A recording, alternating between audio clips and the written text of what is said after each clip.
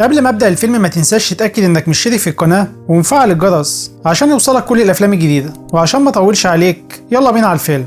بيبدأ الفيلم مع الإشاعات اللي بتتكلم عن جزيرة في المحيط الهادي واللي الناس بتسميها بجزيرة العذارى، وده لأن كل اللي موجودين على الجزيرة دي بيكونوا بنات بس. والإشاعات بتقول كمان إن البنات اللي على الجزيرة دي معاهم بذرة سحرية بتخليهم يكبروا في السن أبطأ 10 مرات من الناس العادية، وعشان كده في ناس كتير بتدور على الجزيرة دي عشان يستغلوا البذرة ويفضلوا شباب دايما وشبه خالدين. ومن الناس دي واحد اسمه سونج، واللي بيكون رجل غني جدا وعايز يفضل شباب دايما، وعشان كده بيبعت رجالته للمحيط عشان يدوروا على الجزيرة، لكن لحد دلوقتي محدش قدر يوصل لها. وبنروح بعدها لواحد اسمه وانج، واللي بيكون بيسمع الأخبار اللي بتتكلم عن سونج وإنه مخصص مبلغ كبير من الأموال عشان يبعت مجموعة من المستكشفين ويدوروا على الجزيرة. وبتقول الأخبار إن كل اللي راحوا ودوروا على الجزيرة محدش منهم رجع تاني لحد دلوقتي، وإن الشخص الوحيد اللي وصل للجزيرة دي واحد اسمه لي. وبنعرف إن لي ده يبقى والد وانج، واللي مرجعش لحد دلوقتي من الجزيرة ولا بعت أي رسالة لابنه أو لأي حد. وبيقولوا ان هو اتفتن بجمال الستات اللي على الجزيره عشان كده ما رجعش لحد دلوقتي. ولما بيسمع وانج الكلام ده بيقرر ان هو يدور على والده ويشارك في الرحلات اللي بتدور على الجزيره واللي بيعملها سونج.